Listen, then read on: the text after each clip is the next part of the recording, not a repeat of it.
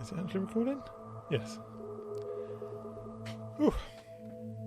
Hello there, and welcome to episode 68 of Right Where You Are Sitting Now, the podcast for the website sittingnow.co.uk. And you can find us all over the web, YouTube /C/sitting now. It's not the most, it doesn't roll off the tongue, that one. And you can find us on social media generally as Sitting Now. But yeah, I'm joined here again this week by Mr. Marck Satyr. How are you doing, sir? Fine, thank you. That's Marck. Yeah, so CK. There we are. Think about that one. It's mystical in nature. It is. It is indeed. How have you been anyway? Very good. Very good. Just very good. Yeah, it's a very succinct. I can't say it. Very succinct. There you go. Very succinct. So we have an interesting show this week. With Mr. Jon E. Graham. But what are we talking about this week, sir? Well, Ken, a sword-bearing warden will escort us into a checker-paved room, and we will be introduced into the presence of a fiercely virginal goddess of wisdom and her zoomorphic totem, the owl, with its amber sulphurous eyes penetrating the dark, illuminating, and there's a bit of a clue in there, just so you see what I'm doing there, illuminating the gloom. There we go. Does that give any idea where this podcast might be going? Well, this week we are talking to Mr. Jon E. Graham about the Bavarian Illuminati. So we're not going to be talking about the Illuminati that to this day rules the world and rah. We're talking about the historical Illuminati, the one we know for a fact existed, and I'm really looking forward to it. We've both been sent hefty tomes. That's a good word for it. Absolutely, the tomes in the fullest possible sense of the word. And I'll be quite honest. When I first set eyes on this formidable book, and I thought my heart sunk a little bit, because I thought this is going to be quite an onerous task, and it looked quite dry. It's written in a sort of, the truly academic sense of the word, but actually I became fascinated with it, and I became absolutely absorbed into the detail. It's not for the flighty kind of character, the sort of spiritual butterfly you might flip from one thing to another. It is a hefty read, a proper read, and a tome, but it's there's real meat on the bones there. It's a proper full square meal, and it is a formidable read, but it's full of rich minutiae, and as we will see, is I believe fully the definitive text on the subject matter. So we should clarify that the author of this book is actually a man named René Le Forestier, and the book was actually translated by our guest today, Jon E. Graham. But obviously, throughout the process of translation, you hope that he probably knows quite a lot about the topic he's spent. I mean, I believe he spent quite a long time translating this book, so you would hope that he would have, You would have to. I mean, like I say, it is a very comprehensive work, and and as you were saying, Ken, this is the historical Bavarian Illuminati. This won't be recognisable to the fever dreams of the conspirasphere, I'm afraid. They find another portrait. Mind you, if you listen to the same podcast, right, this very same podcast with with a tinfoil hat on, you'll hear something completely different. Yeah, that's true. Yeah, all about sort of sort of lizard queens from from Alpha Centauri or something. Yeah, exactly. Yeah. But that's probably got more to do with your own personal sort of psychological issues.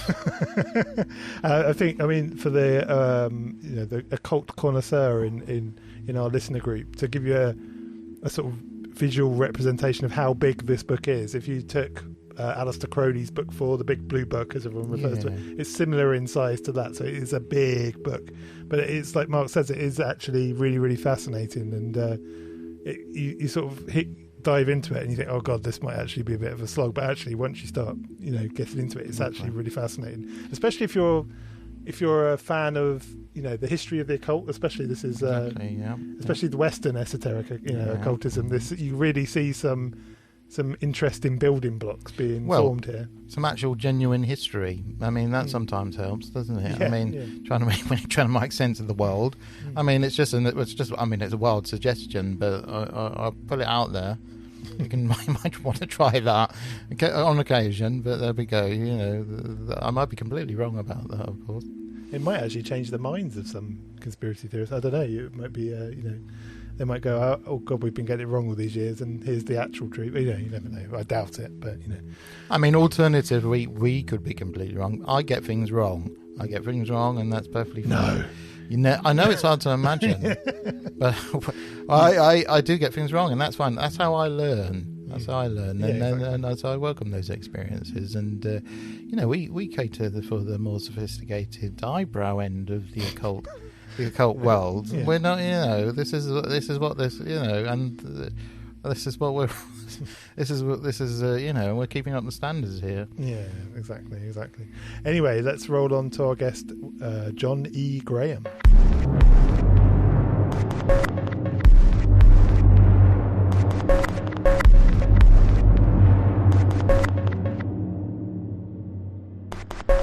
Hello, Jon E. Graham. Thank you so much for joining us. Could you give us a brief biography of yourself, please? All right, I'll try to keep it short. I'm now the acquisitions editor at Inner Traditions Bearing Company, a position I've held for over 25 years. Before that, I've had a wide array of jobs, factory worker, bike messenger, bookseller, chef, circus worker, many different things, but what drew me to this job and has been a constant throughout my life has been an interest in the occult, and not just the occult, but just life on the margins, life on the fringes, where I think the creative ferment of society really exists in a kind of constant bubbling. And I'm also an artist and a translator, writer. I worked with surrealists in New York and Paris. Have friends in the surrealist communities around the world. Oh, interesting. I totally agree with. There is something about the fringes, and this whole website is dedicated to that kind of counterculture, subculture, or culture, that kind of thing. It's it definitely has. It's kind of where the more interesting side of the art world exists, I think, or at least where it spawns from most of the time. No, I think this is where it draws its real strength, and then things tend to fall apart when they start, remolding themselves to repeat what was successful, or to satisfy the needs of people in the mainstream. Yeah, definitely. I think you see that in secret societies anyway, when they forget the ideas that brought them together, and the focus becomes membership drives. Yeah, I mean, that's... it's not that much different than public media institutions. Yeah, exactly. We were talking to Mark Stavish. He wrote a book recently that you guys published, actually, The Path of Freemasonry, and he spoke about how he wrote the book because Freemasons themselves just don't even know that about their their kind of more esoteric side, because it's just been sort of rolled out or, like hammered out of the systems of Freemasonry, yet it's such a fundamental part of their origins. Oh, absolutely. Yeah, it's interesting. So how did you come to translate this book? I hear that Mr. James Wasserman may have had some kind of part to play in it. That is precisely who cajoled me into translating it. It was years ago. I mean, I think it was 15, 16 years ago. And I ran into him. I mean, I had an appointment with him. I always used to see him when he came to New York for the book expo.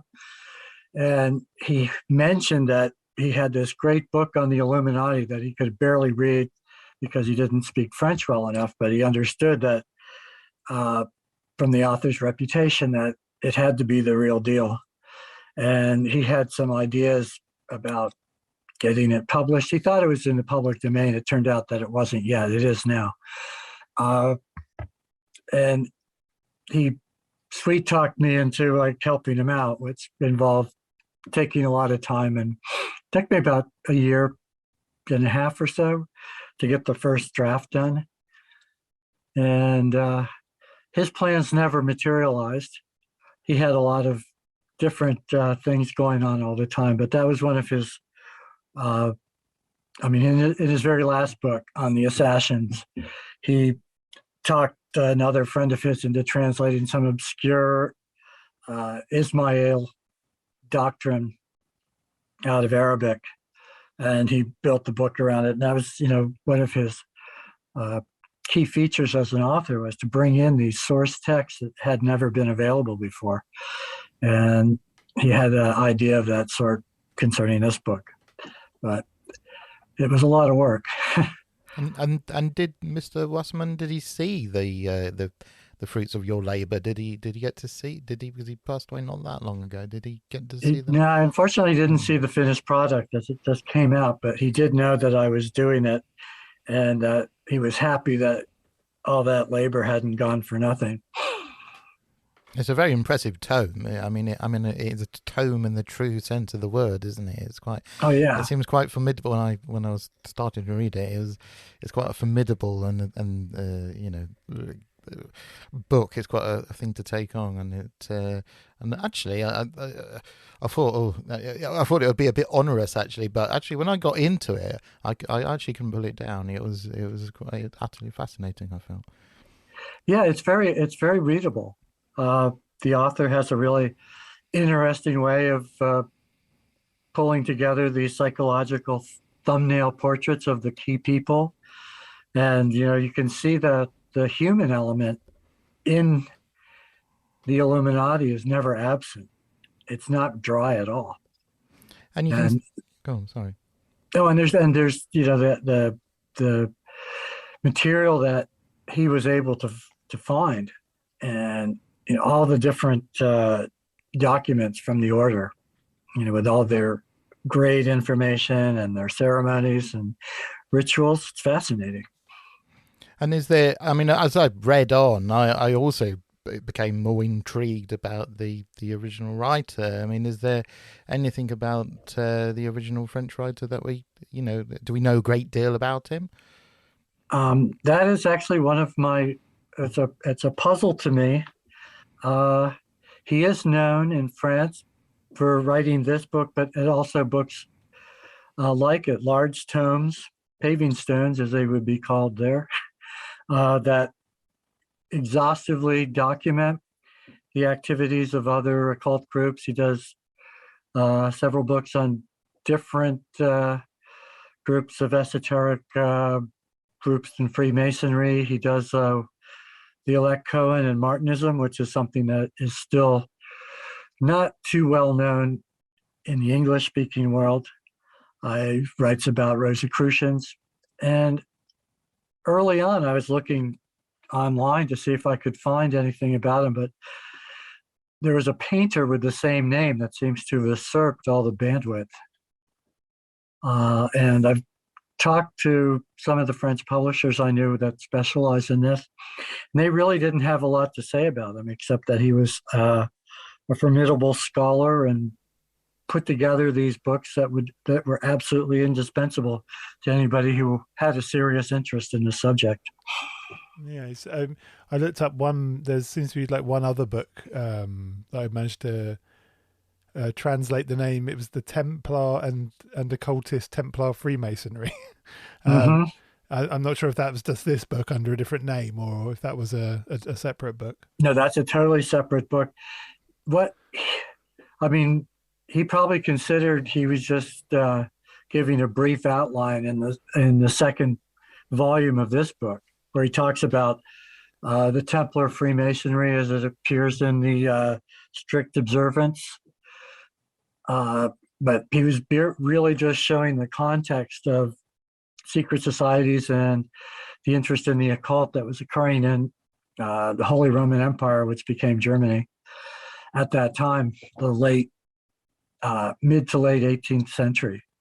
And I'm sure that he could have he just probably went ahead and did a whole book on that, plus all their related organizations. The Templar Freemasons in Germany had a relationship with the Martinists, Willermots in Lyon, who had several lodges based on, I think, the Martinism of Martinez de Pasquale.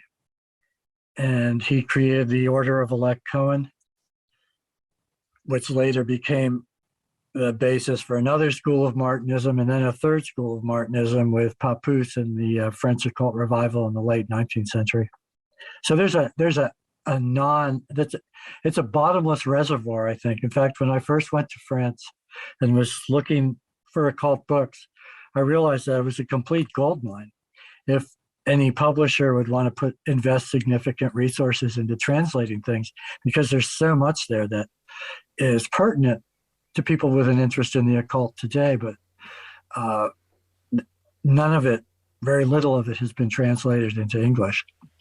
And what's kind of interesting is allegedly in France, it's actually illegal or against, I guess illegal, to form a secret society or be a member of a secret society, I believe. Well, yeah, there's this law against cults. I'm only aware of it from somebody else. That we translated a book by Vincent Ravelec, who is a kind of I wouldn't say punk writer, but out of that thing. And he wrote a book about Iboga, which is this hallucinogenic substance that's used in what's now Gabon, I think, the Fong people, other tribes in that area of equatorial Africa. And it's supposed to be a very intense experience that basically unravels your personality and takes you back to your deepest ancestral roots. And then with the help of the shaman, you're put back together in a way that is better and stronger than before and in touch with your ancestors. And it's been used in the Western world as ibogaine, which is considered to be one of the best medications for treating addiction, for getting rid of addictive behavior. But it's never achieved the success of ayahuasca or anything like that. But his teacher, Mayende, was living in France and was for a while arrested on charges of forming a cult, which wasn't the case. And he was eventually acquitted and released and went on. But I have friends that teach yoga, but they can't make money at it. Otherwise, they're running a cult. I mean, France, I mean... France, yeah. Yeah, I mean, it might be... I mean, during the French Revolution, I mean, it's one of the few countries that made Christianity illegal. So, I mean, in the terms of, like, people's sort of religious worldviews, it definitely wants to separate the state from... For good or bad, or... Right. Sometimes for bad in this case, but maybe it's going a bit too far the other extreme. I think it's a bit over the top, but yes, I mean, put it mildly. Yeah, the pendulum is swinging a bit too far to the. Yeah. Yeah. So, before we get into how do you like to pronounce the leader of the Illuminati's name, or the founder, I should say, of the Illuminati's name? Because I've heard Adam Weishaupt. Weishaupt. Okay, right. Because I've heard about 5 different pronunciations of that name. I just wanted to make sure we landed on the correct one. So could you paint a picture of the kind of, I guess, the sort of social environment that he grew up in, and kind of what it was that kind of sprung him into action, as it were, with the Illuminati? But I mean, who is he? Where did he grow up? What was going on around him, kind of thing? Well, Adam Weishaupt grew up in Bavaria, which was the most backwards part of Germany. The Enlightenment that had been triggered by Martin Luther and Calvinism and other Protestant sects that had transformed the rest of Germany had missed Bavaria by design. One of their earlier elector counts had decided to seal Bavaria off from the pernicious influences of the Reformation. And I guess you could say turn it into a predecessor of North Korea in the Middle Ages.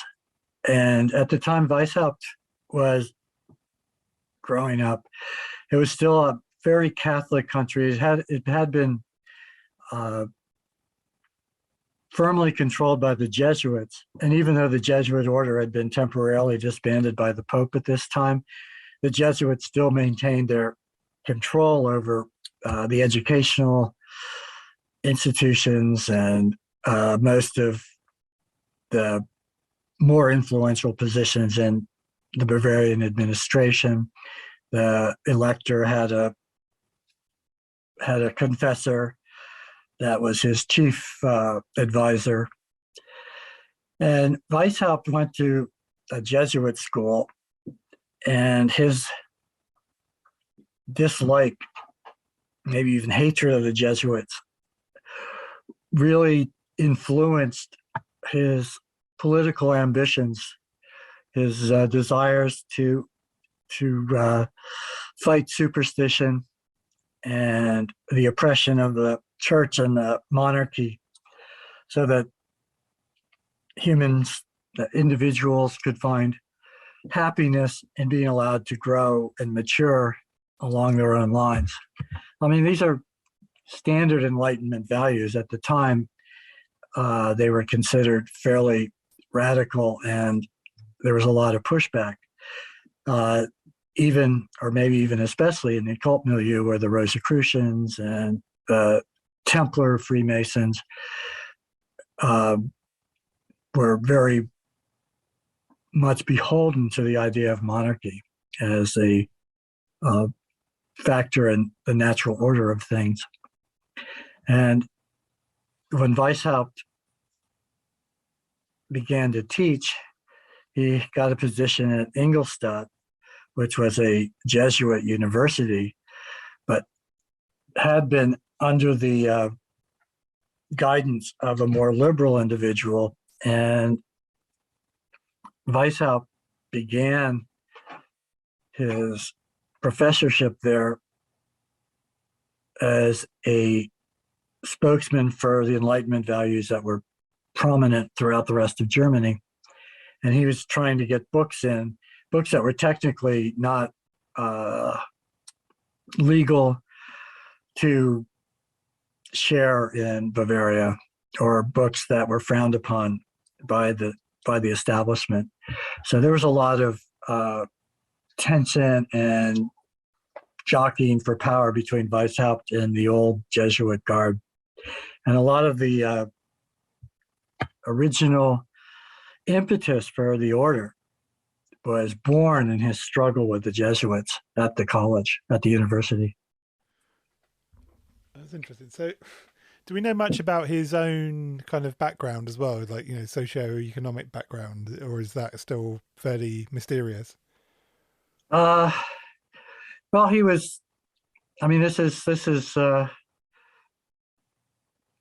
he wasn't nobility, but he was, minor. He was a middle class, educated.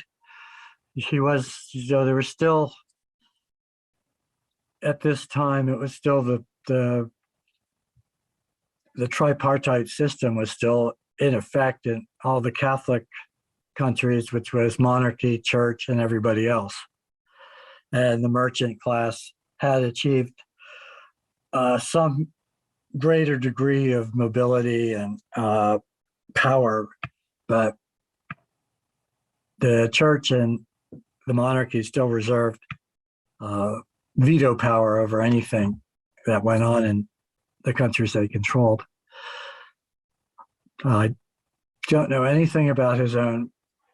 I can't recall if I don't recall that Le Forestier delved into that. He looked more at the political motivations and the Enlightenment principles that moved Weishaupt in his creation of the order. And his involvement with education, because he sort of focused a lot of interest on students, didn't he? So he wanted people to be open to new ideas and also to have a certain degree, well, certainly have be educated. Oh, precisely. And in fact, that was one of the key aspects of the order. And you see that mentioned in the questionnaire, the questions that were asked of the initiates when they were invited to move on to a higher grade. And it would talk about the greater education they would receive at this next level. I mean, there's a pedagogical dynamic throughout the Illuminati order. That starts with the reading list that the novitiates were given.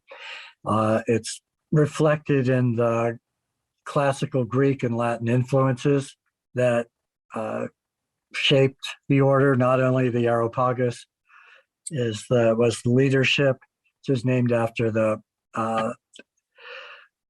Hill of Mars in ancient Athens. That was a site for a certain elite to deliberate. There's the names they took on. Weishaupt called himself Spartacus. That was his name in the order. Carnegie, who was later one of the more important members, who was responsible for, to a large extent, for the order's movement into the rest of Germany and elsewhere, was Philo. There was Weishaupt's longest associate, von Zwack, was Cato, and so on and so forth. Most of them were classical Greek and Roman, which reflects the same interest of, the founding fathers in the United States, Thomas Jefferson, and people like that, who were citing Euripides and the Stoics as part of their, as substantiating the principles that they were using to argue on behalf of removing themselves from under the tutelage of the Crown of England. Yeah, and I was really struck by the Weishaupt's sort of drawing deep on the wells of classicism there. With he referenced explicitly the what little they knew about what little we know about the rights of Elysius and the password, or the original password, anyways, of the Illuminati was based on the "Away from here, will ye profane," which was opened those particular ancient Greek mysteries, and the names. One of the things that struck me as well, like Spartacus says something about the ethos of that he was sort of aspiring to. Spartacus is like a liberated slave, very famously, "I am Spartacus," from the famous film, which most people will be aware of. I mean, it's used, and it comes up, props up in other places. There used to be in the UK in the 60s, there used to be a Spartacus press that some people might be aware of. Oh yeah, I remember them. Yeah. So he had those those sort of interests, didn't he? So and also when I was reading the book, you have these names that the people were. I thought the first they were adopting, but Weishaupt was actually sort of giving them these names from the classical world, and that's in itself really revealing, because like you have like Raymond Lully, the famous alchemist, and Hermes Trismegistus, and also Saladin, and even Confucius. There's even a Confucius. Yes. So that was really striking how he was specifically kind of it does say something about the flavor he was trying to sort of create there. Mm-hmm. No, I think he was really trying to open up, offer a crash course in an education in world philosophy, so that the people that became members of the order would be able to. He in the order's statutes itself, it says that the knowledge has to be absorbed proportionately to one's self-knowledge, and there was a lot of emphasis placed on developing your powers of observation of yourself and of others. And that starts right at the beginning, where the Quibus Licet and other internal documents were asked of the initiates, so that they would write a portrait of themselves, and they would have to write a new portrait of themselves every time they raised or were elevated to a new rank within the order. And the novices, the ones in the nursery, the first level, would be instructed to write portraits of all the people that they were peers of, just as a way to develop their ability to discern and to see beyond the conventional, so to speak. Yeah. So before we sort of delve into the Illuminati, it seems like third time's a charm when he comes to naming things, because he obviously the Illuminati was the kind of in some ways the third name he kind of came up with. Before that was the perfectibilists, and then also the B order. Could we talk a little bit about this kind of like proto Illuminati orders, or this sort of groups that he sort of formed prior to the Illuminati? Well, the perfectibilist is really an excellent description of his goals. What the overarching purpose of the order was to give individuals a safe space within a world suffering under the oppression of priests and corrupt aristocracy, to be able to develop and educate themselves into the mature individuals that could be responsible for their unhappiness, and it was again, you find the pedagogical instinct that in Weishaupt's view, in the view of the Illuminati, church and state kept its citizens in a kind of state of perpetual childhood, and the Illuminati were looking to give them the means that they could grow into adults and take responsibility for their lives and their happiness into their own hands. And this, of course, is also, you find this in a lot of the other political movements of that time. And what about the B order? That seems like an interesting name as well. Yeah, well, the B order, the Bs are always been, there's the Rosicrucian, the bee as an alchemist, the Apis melliflora, and then as the bees for Weishaupt, it's also the kind of industriousness that is not only its own reward, but creates honey, which creates the people that the bees, while being industrious, would create an order that would reward each member individually, as well as all of them, with the success of their efforts, would make it possible for the members to find, better positions. The term job isn't quite appropriate, but if you were to put it on modern terminology, it was like you would find jobs and keep it that would reward you to the way you needed to be rewarded, that each member would be able to use their personal knowledge of things to benefit all the other members. And so you have that idea of the hive providing for the growth and sustenance of everybody in it, but it's probably sounded too collective to him, and the Illuminati probably reflected more truthfully his faith that knowledge as a light would free people. I think also he when he was sort of at this sort of stage of things, he was sort of groping around with another idea was the sort of Gebbers, the Persian Zoroastrian fire worshippers, and that obviously does relate more explicitly with the idea of illumination. And but again, I suppose this is all before it really sort of coalesced around this central ethos of the Illuminati for him, and that came a bit later, didn't it? Yeah, so let's talk about the name, the Illuminati. Where does it come from? Like, where did he, where did he find it? And and how does it relate to the order that we all know and love? Well, when he first started, it was the Perfectibilists at Ingolstadt, and his own attempts to join other secret societies were disappointing, and he felt that they weren't illuminated. And one of the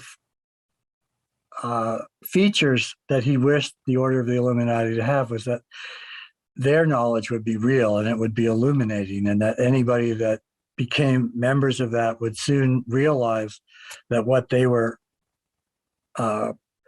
teaching their members, what they were sharing with their members, was the result of great spiritual truth that had illuminated humanity for centuries, rather than the superstitious or charlatan promises made by the other orders. There's a real emphasis on Masonry, for example, and the Illuminati viewpoint as a inferior order, but one that would attract people genuinely attracted to being illuminated, but they would be disappointed, and using that disappointment, the Illuminati could draw those people into its own ranks. Interesting. So, and there's a connection with Minerva as well, I believe, isn't there, with the name? Oh yeah, well, that was definitely the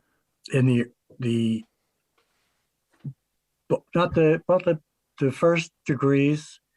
There's the novice, and then there's the Minerval, and then there's the illuminated Minerval, and then it becomes the Illuminatus Major after a period in which the member would go through the Masonic grades, and the Master Mason was the equivalent of the Illuminatus Major. Oh, that's yeah. I'm sorry. Because I was struck by that. I think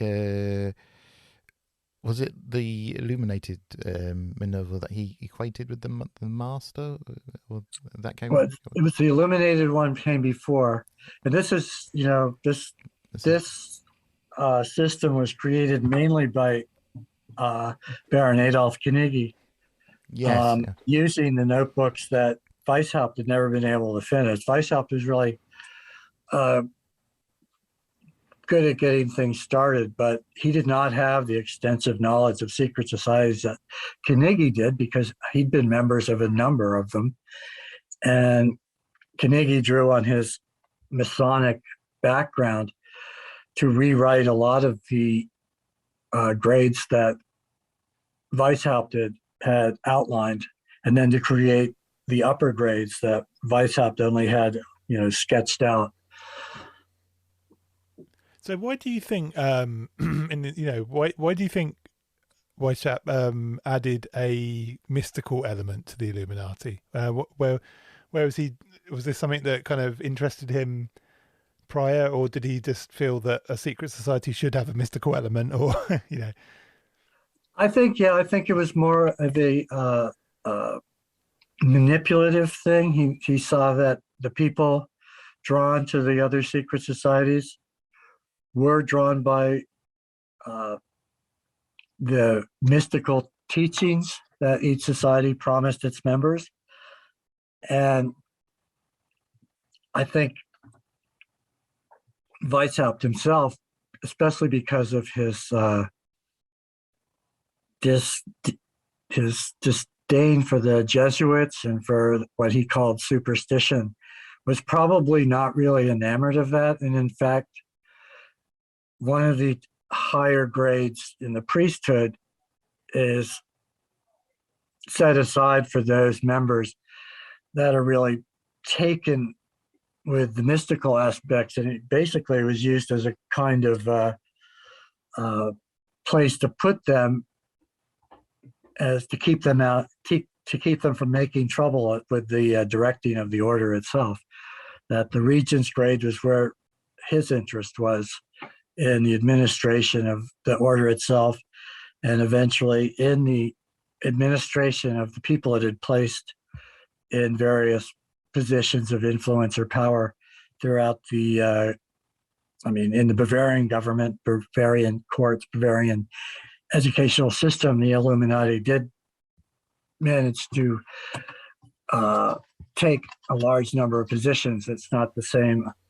There's no evidence that happened elsewhere in what's now Germany. Yeah, interesting.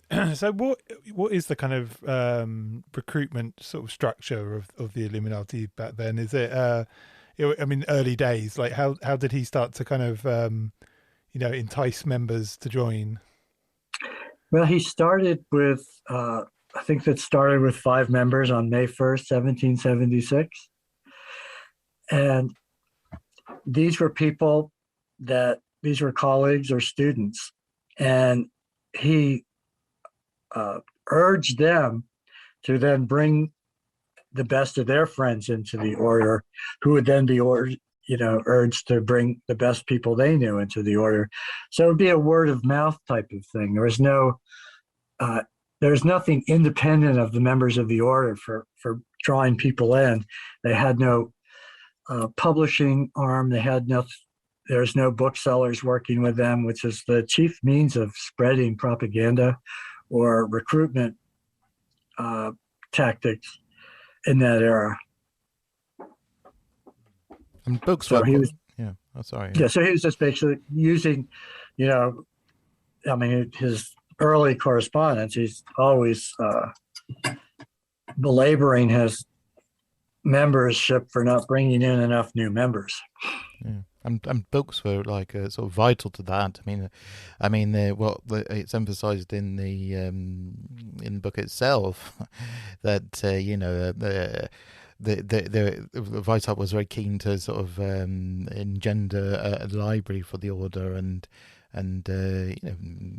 it's interesting how they were far more precious, were deemed far more precious, and that kind of that paper education at the time, having access to it, and including things like chemistry and so on, doesn't he? They tried to Mm-hmm. They tried to develop also, a library, an encyclopedic library, which was comprehensive of all the sort of parts of science and history and everything, anthropology as we would call it now, and so on. Now, his request for members included getting people with expertise in different disciplines that could then bring that into the order, and the order would, as a whole, would be enriched by that knowledge. Yeah. So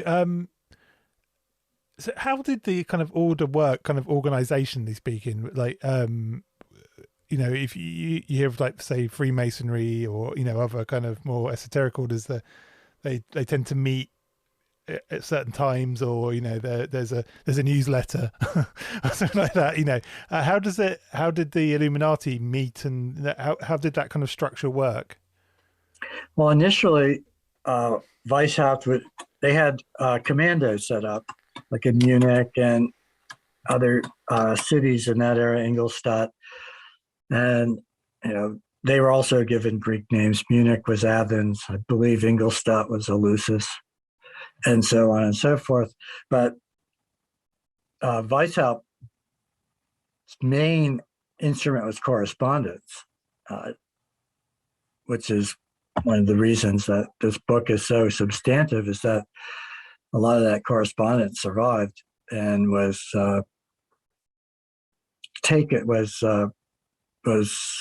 confiscated by the Bavarian police at one time, years later. But his correspondence with his colleagues in Munich, he's always basically frustrated that they're not doing enough. Meanwhile, in Ingolstadt, there are a few new members were being brought in, and there are other centers. I think there were 4 Illuminati centers at that time. But Weishaupt betrays a lot of frustration with his colleagues, with his members for not doing enough. And Massenhausen, who was one of the very first ones, didn't last long, because as soon as he was in Munich out of Weishaupt's supervision, he basically did nothing. So talk us through the degree system a little bit more. We sort of touched on it earlier. How many degrees were there? And later there was a kind of reformation of the degree system, wasn't there? Well, when Weishaupt did it, he basically had planned for a large number of degrees, similar to what you find in Scots Rite Masonry, where there's 33 degrees. The Illuminati did not have that many. After Baron Carnegie worked on it, you had the first class, which had the nursery. It was divided into the novitiate, the Minerva, the Illuminatus minor. And then the final grade was the consecration, which prepared them for transition into the second class, which was based on Freemasonry. And this was a strategic choice of the Illuminati at that time, because they wanted their members to be fully versed in Freemasonry so that they would be able to explain in depth why the Illuminati system was superior to what Freemasons were being offered at that time. So once they reached Master Mason, they would still be in that second class, but it was in the Scottish degree. So you had your Illuminati major or novice Scotsman. And then there was the Illuminati dirigens, it's the directorship or Scottish Knight. And the third class was the mysteries, which had the lesser mysteries of the priest and prince, and then the greater mysteries of the magus and the king. And the later grades were never completed with as much detail as the lesser ones.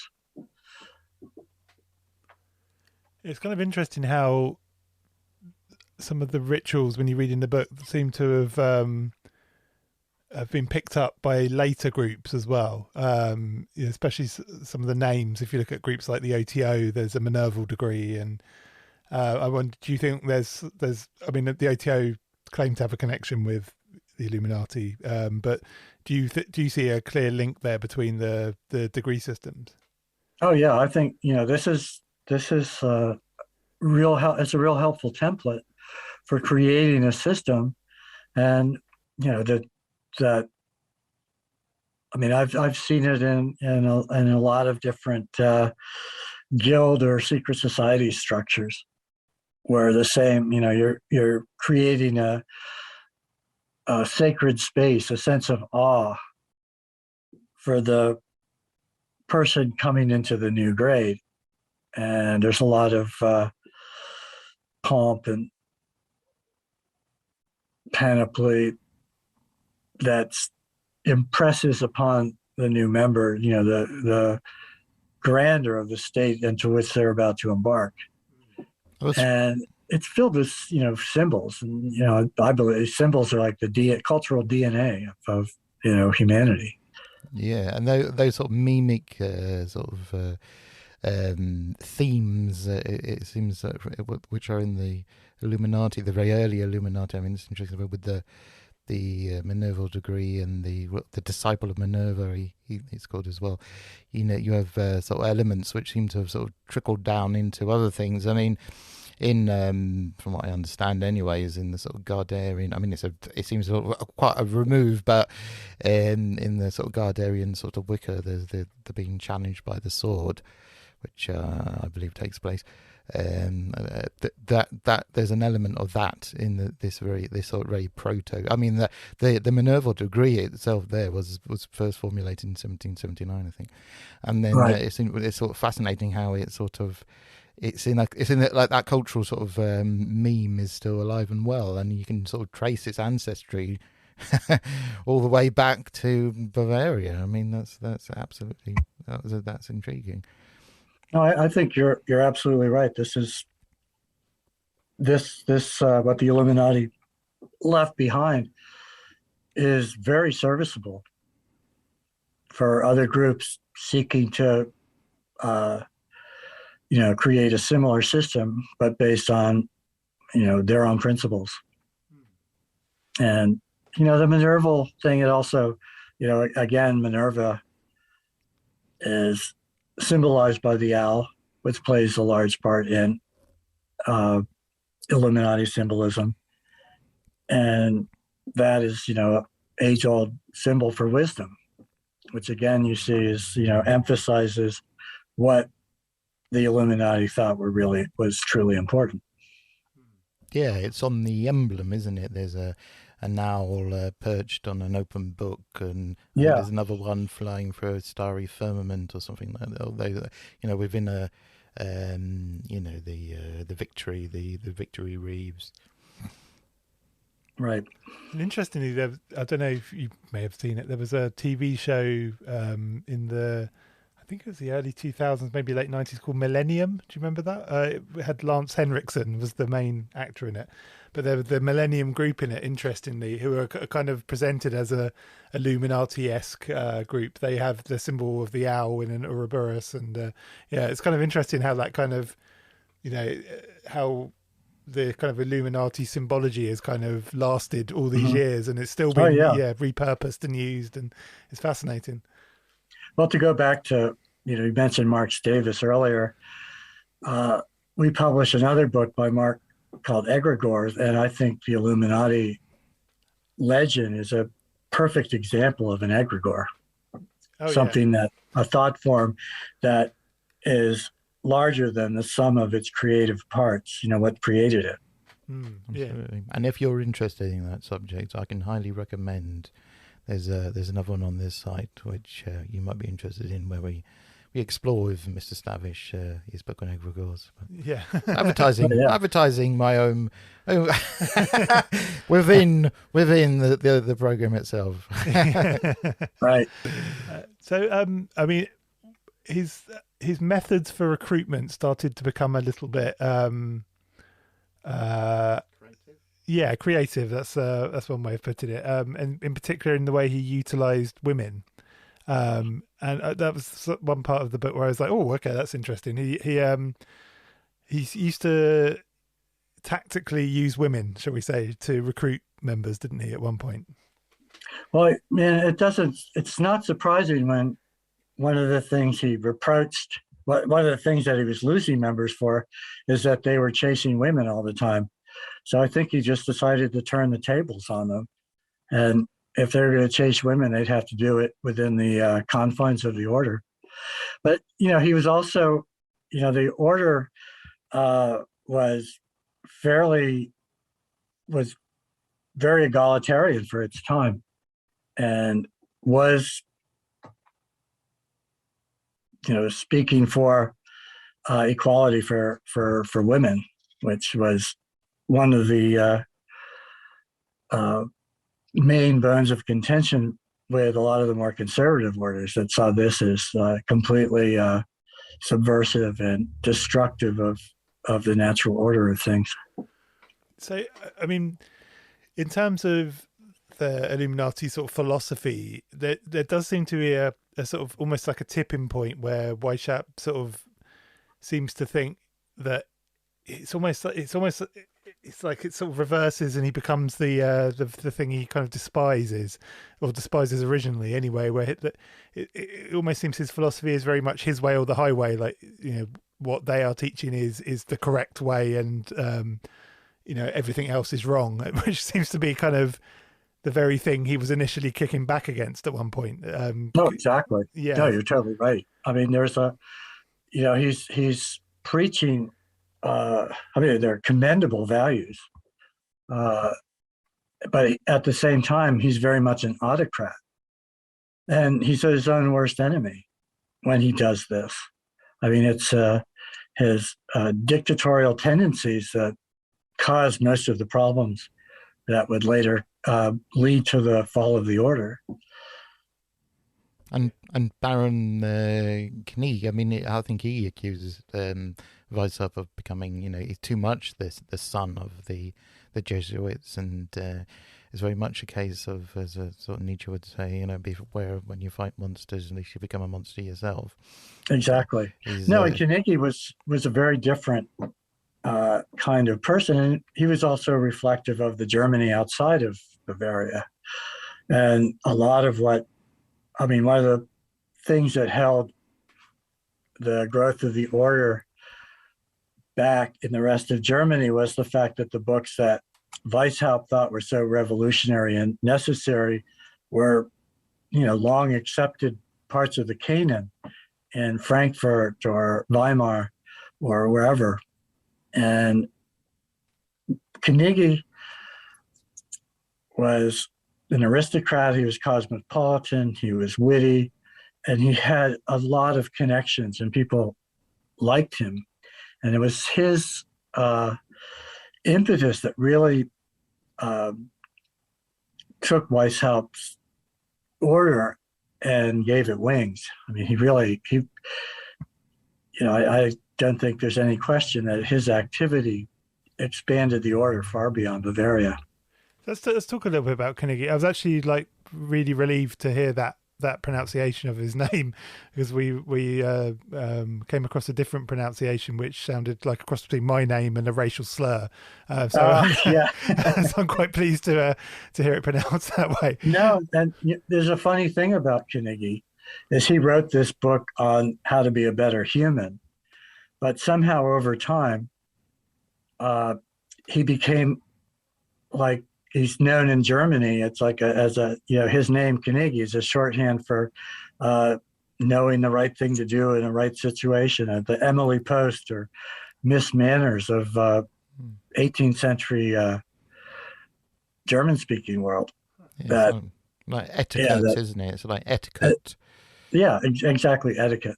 And that's not what he wrote at all, but somehow over time, his name expanded to encompass all these rules for courtesy and etiquette that's still known today.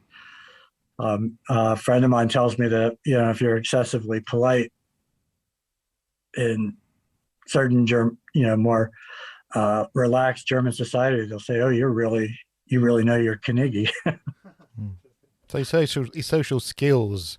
It suggests that his social skills are quite, you know, well sharpened, and right. They probably would have another quiver to his bow there in formulating the staying power of the Illuminati. I mean, I get the impression, as we were talking about that very earlier period, that sort of almost proto period of Weishaupt's the Illuminati, it's almost like a sphinx without a secret. And but when Knieg comes onto the scene, that's when it really crystallizes. Well, he was a known quantity in the world of secret societies of Germany, which at that time is really the aristocracy. The strict observance, which is the order that dominated Freemasonry for a time in Germany was the Grand Master Baron von Hund. It had some of the highest ranking aristocrats of various principalities and electorates throughout Germany as members.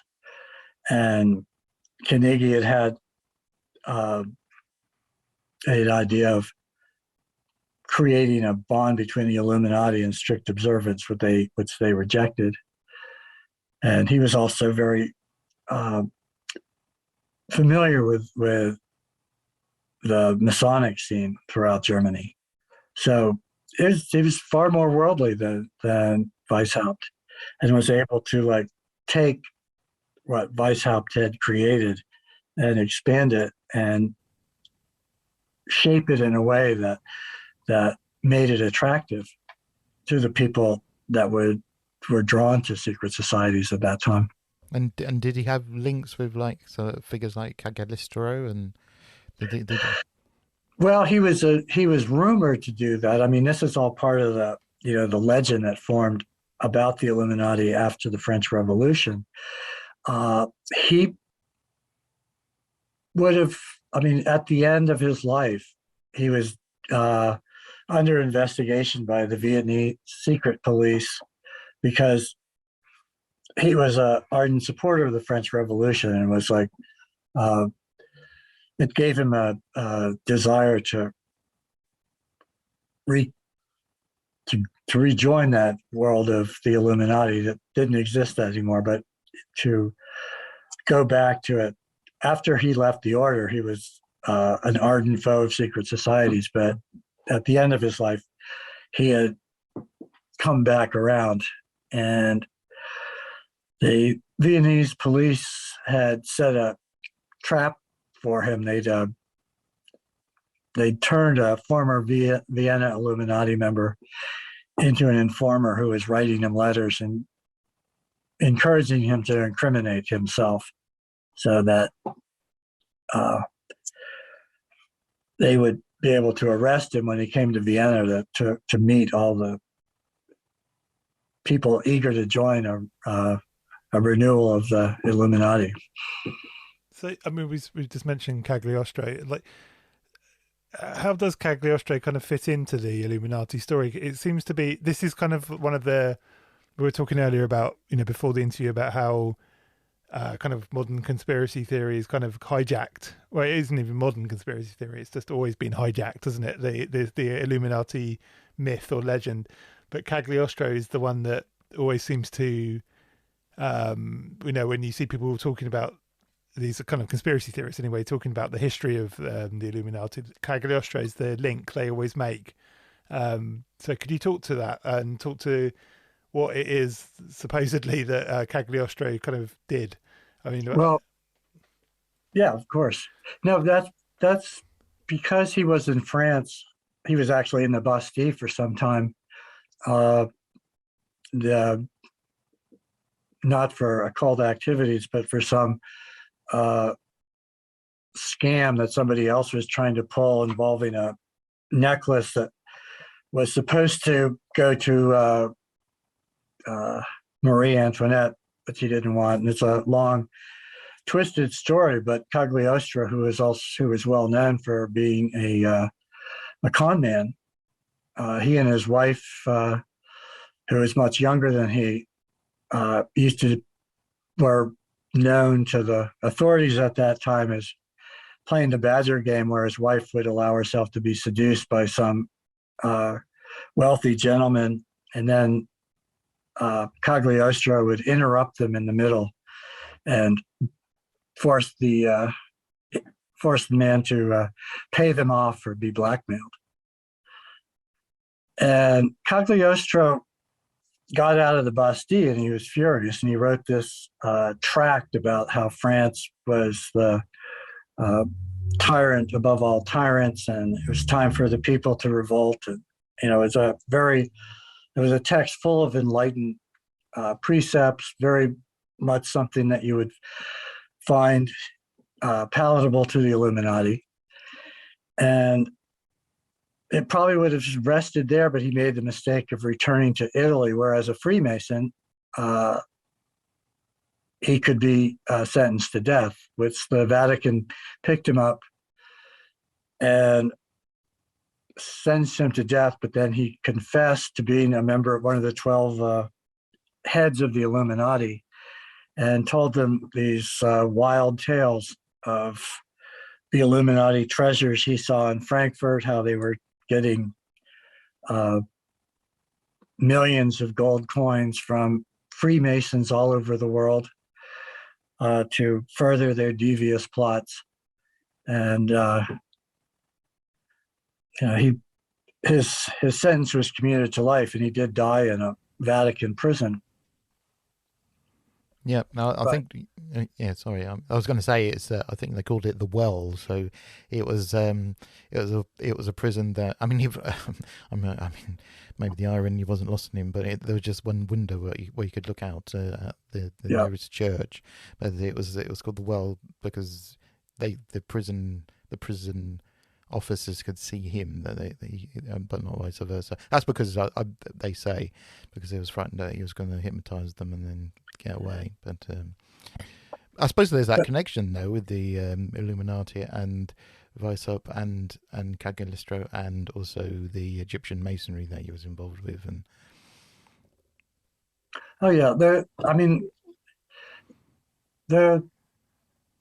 again, we're talking about things on the fringe, and that people, even if warring factions, would intermingle fairly freely. And there were a number of ex-Illuminati. I mean, the order was suppressed in 1787.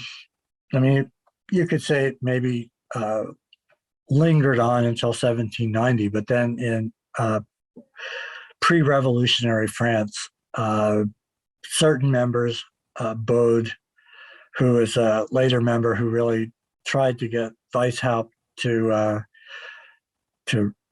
renew the order.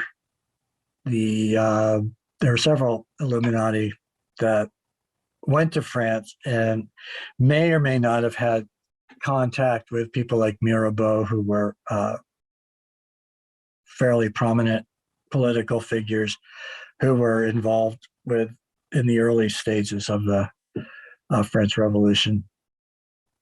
So once these connections were seen, people like Robison and Baruel leaned on them heavily to show that the Illuminati, far from being destroyed, were firmly ensconced in power in France, and that they were the ones responsible for what happened. So, I mean, we're about like 9 years deep into the Illuminati, and everything seems to be going fairly well. But what happens? Like the sort of walls come tumbling down, don't they, for the order? And could you go into like the eventual downfall of the Illuminati? Yes, and again, it's as I said, it's Weishaupt's character flaws that really led to this. Is that he mortally offended a lower ranking member, treated him rather shabbily. And this member, who had connections with some minor nobility, was able to gain the ear of Princess Clementina, who was the Dowager Duchess of, she was a cousin, I believe, of the Elector Count, and would have been the wife of his predecessor if he'd lived. And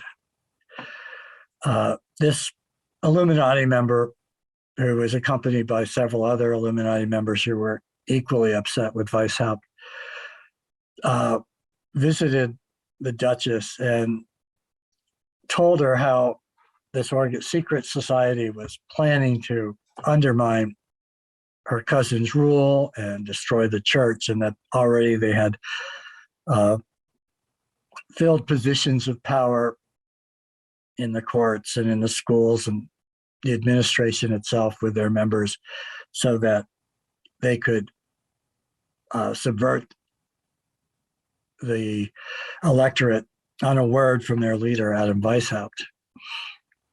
And it took some time, because the elector didn't really take it seriously. But once he realized that this was a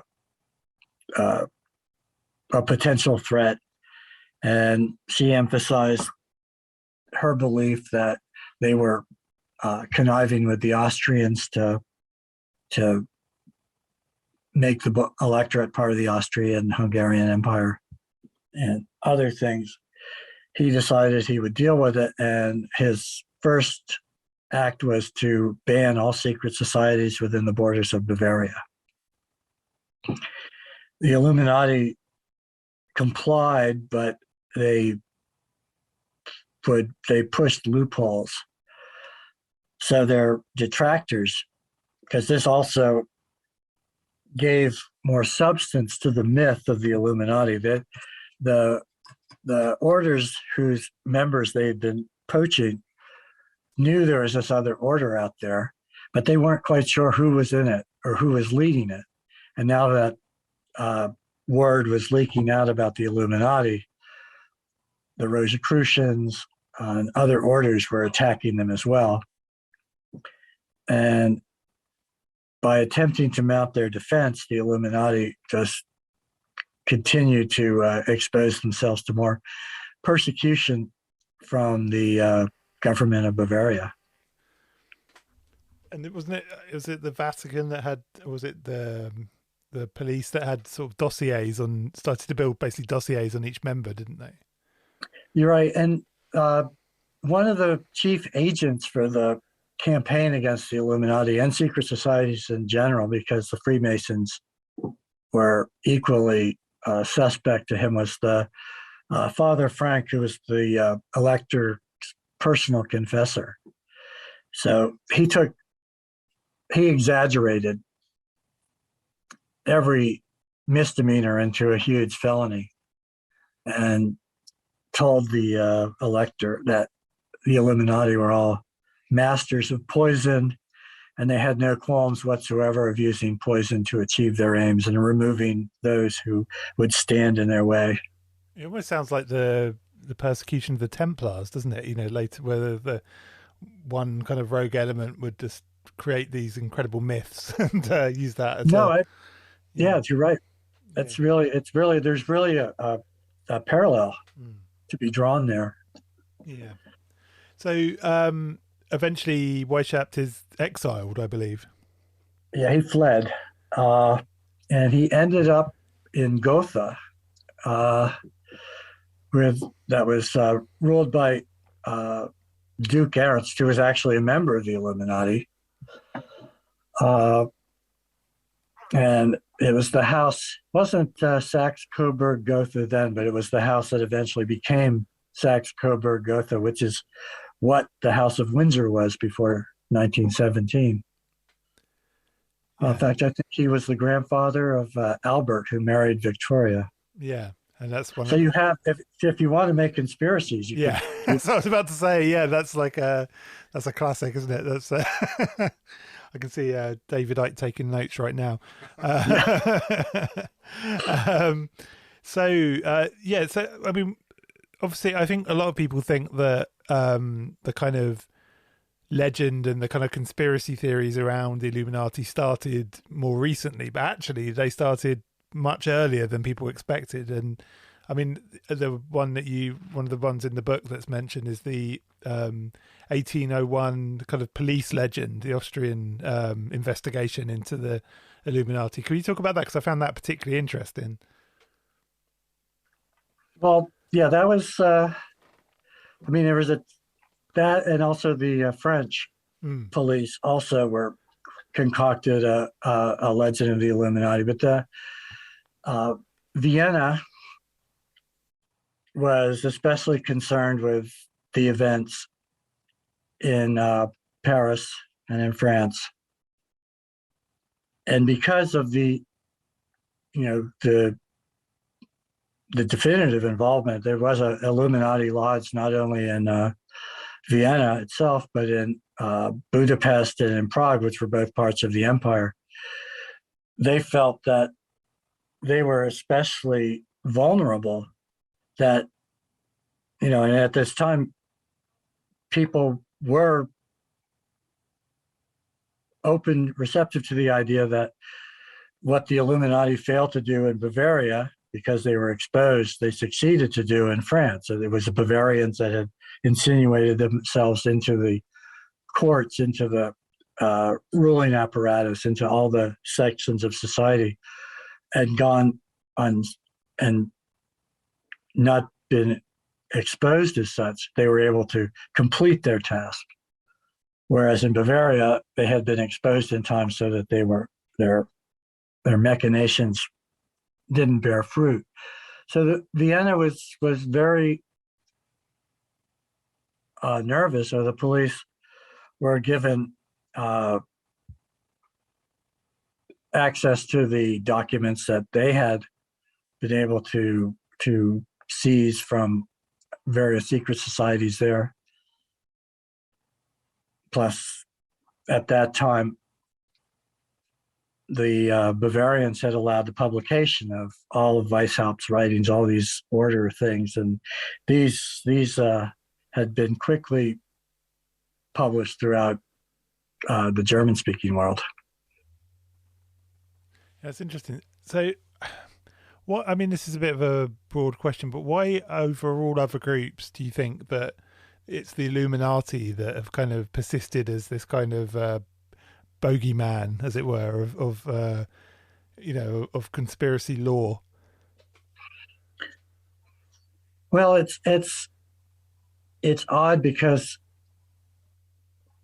the values they're preaching are fairly, I mean, they're benign.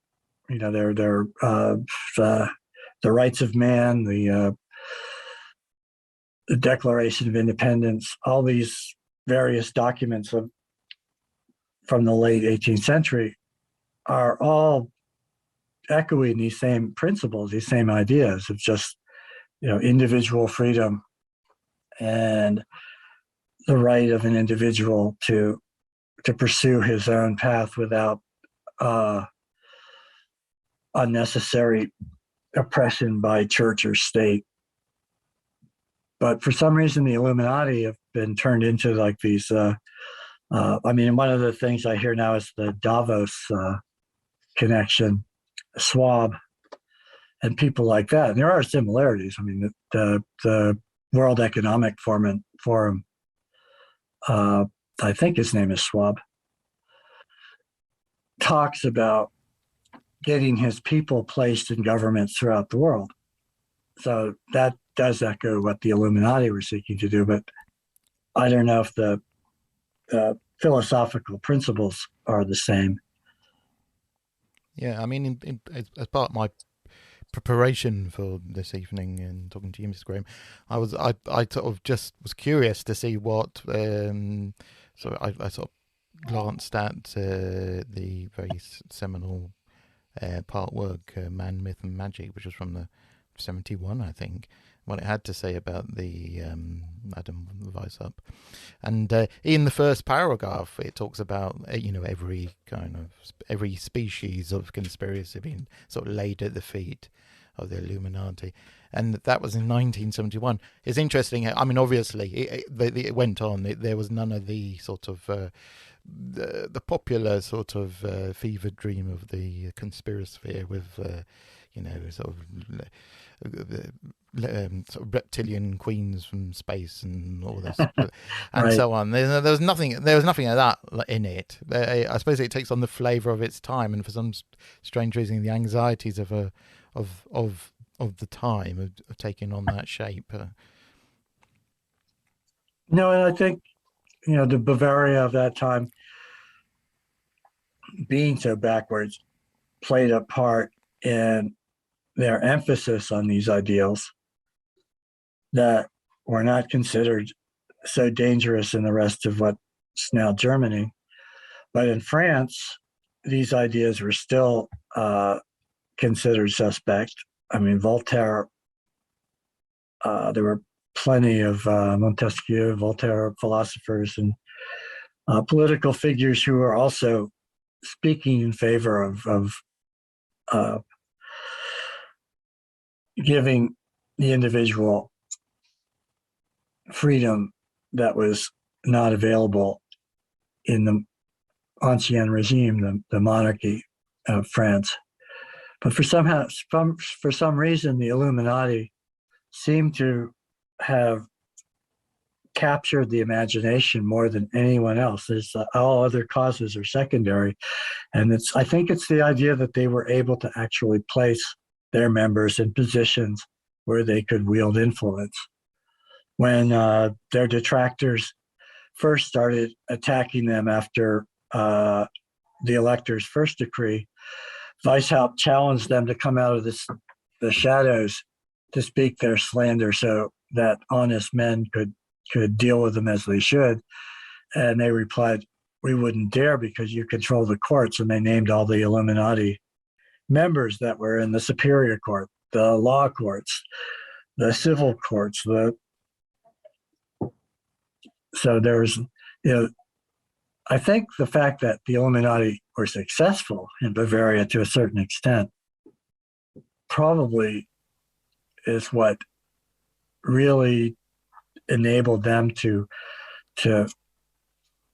hold on to the imagination to the extent that they have.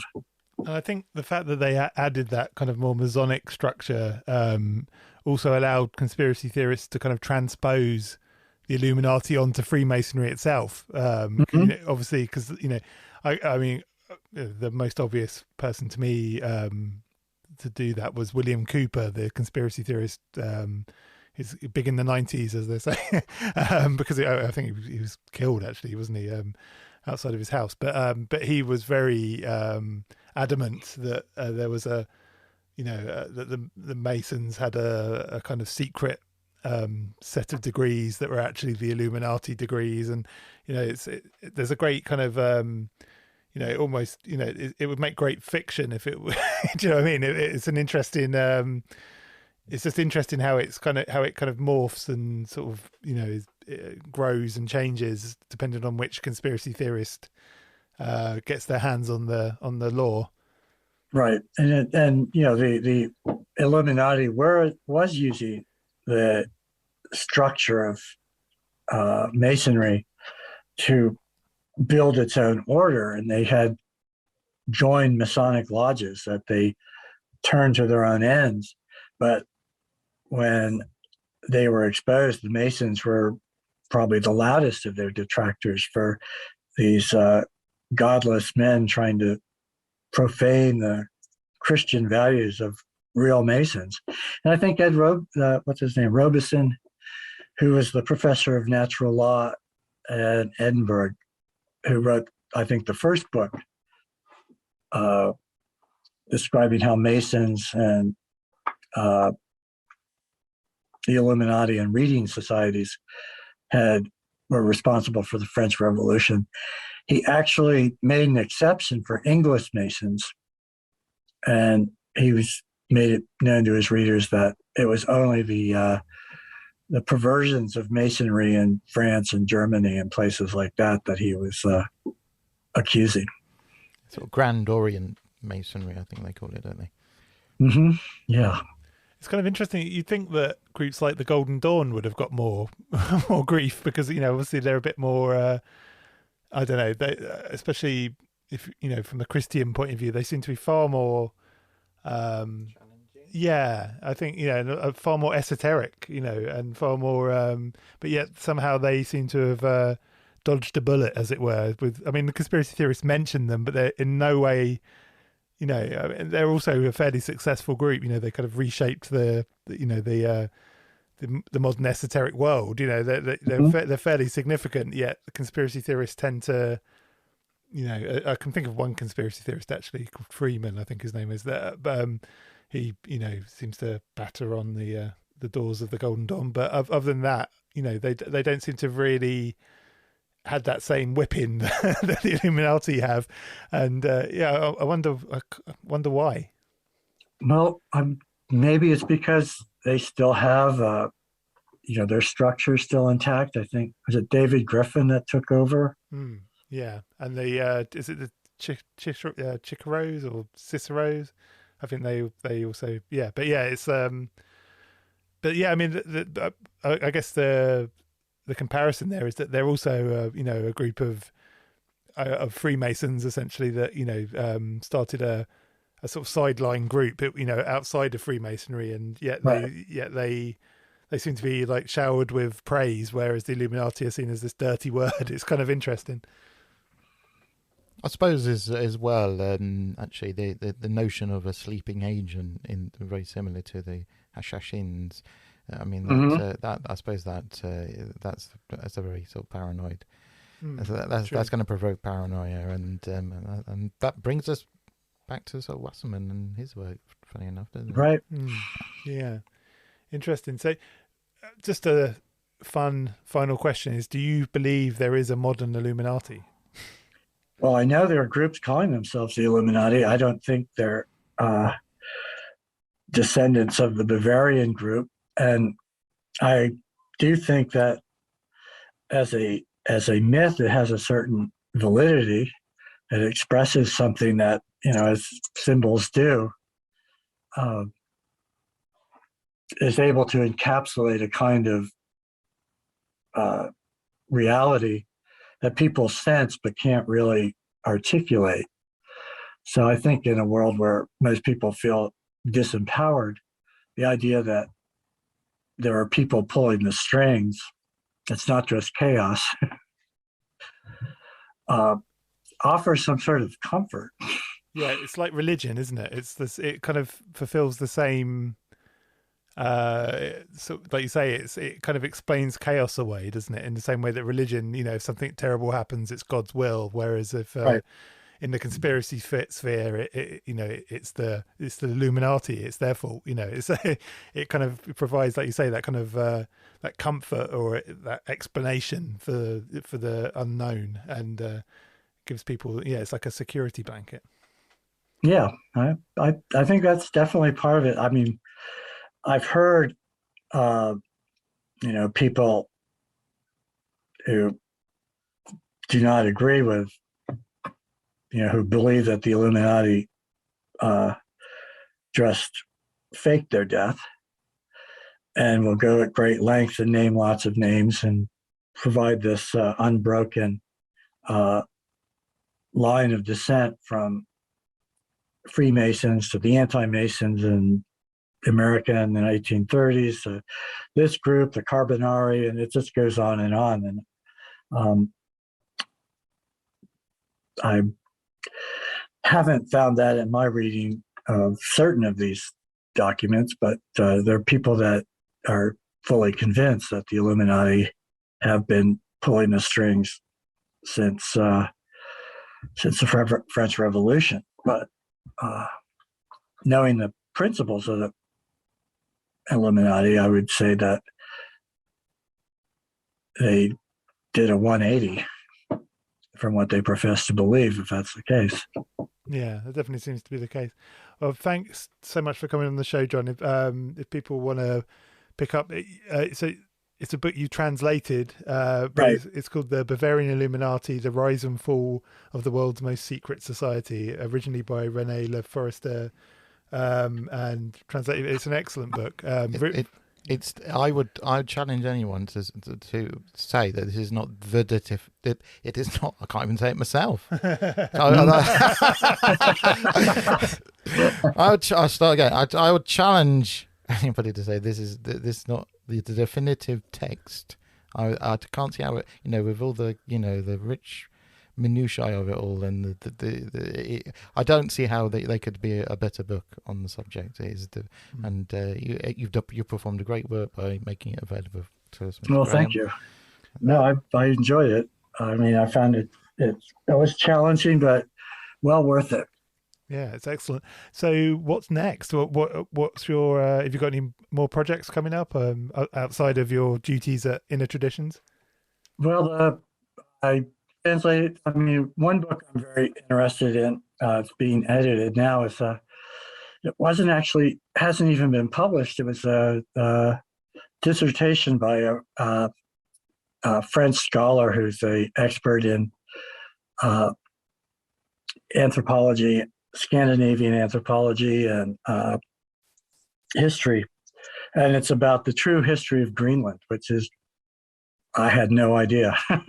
It's really amazing. It totally you know, offers archaeological evidence that the Vikings didn't just stay in Greenland or one little pit stop in Vinland, but their presence could be found all the way to Hudson Bay and all the way down into what's now the United States and New England. And, places like Nuremberg aren't just like some map makers, drunken fantasy, but were actual places. That sounds like an interesting read. Definitely. Yeah. But thank you so much for giving us some of your time, and thanks to Manzanita at Inner Traditions for hooking us up. Well, thanks. And having me. I really appreciate it. And yeah, hopefully we'll have you on again at some point in the future. Well, that'd be great. I'd look forward to it.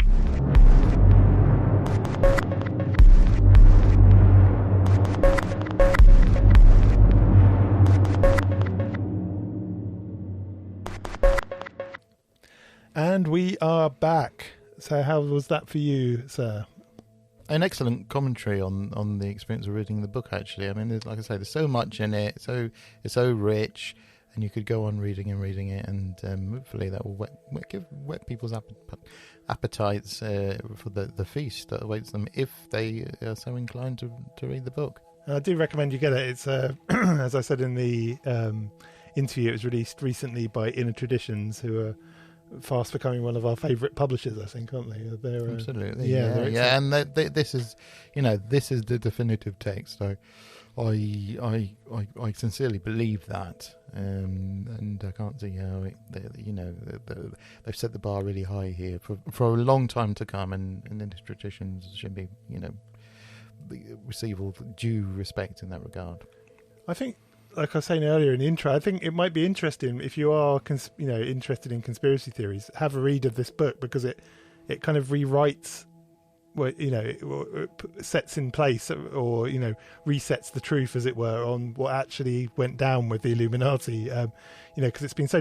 I guess this text hasn't really been available before to people. So a lot of conspiracy theory fact or law has been based on perhaps inaccurate information, whereas this feels, like Mark says, the definitive text on the matter, and it's definitely I would recommend it to anyone that's interested in the history of Western esotericism, because clearly you see the framework for, like we say in the interview, it's the framework for many of current orders, but also it's just a really good insight into the actual Illuminati, isn't it? I mean, it's yeah, and there's a sort of irony upon irony, because of course there are conspiracies in the book, because the point of the Illuminati was to overthrow the sort of former Jesuit sort of system, and the undue influence that they felt, toxic and pernicious undue influence that they felt it had on people's lives and the culture of the time. So there are, you want conspiracy theories? Well, there's some in there, but they're not the usual smorgasbord of sort of the sort of conspirasphere sort of marketplace, where there's like 52 varieties of more and more fever dreamed sort of paranoia. One thing I thought I was going to bring it up in the interview, but I forgot to mention it.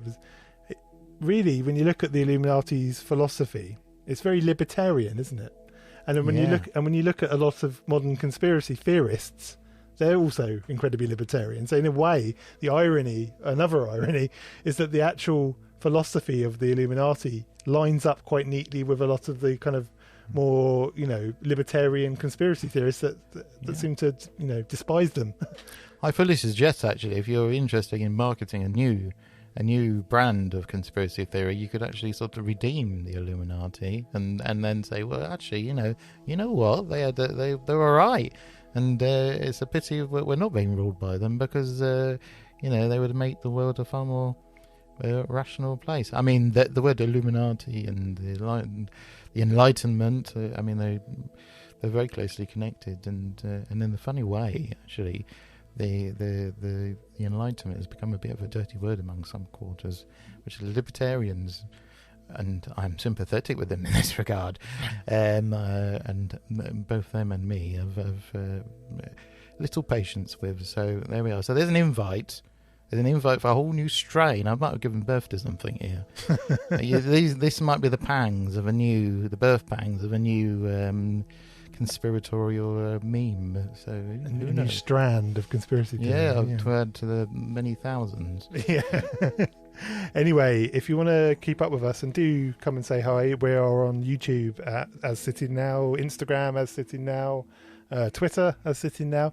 But do join us. We're coming very close to 1,000 subscribers on YouTube, which I know, in the grand scheme of things, is a very small thing. But it's it's a nice milestone for us to reach 1,000 subscribers. That's pretty cool. We're getting too close to the truth, Ken. Exactly. We'll suddenly vanish. Anyway, we shall see you next time.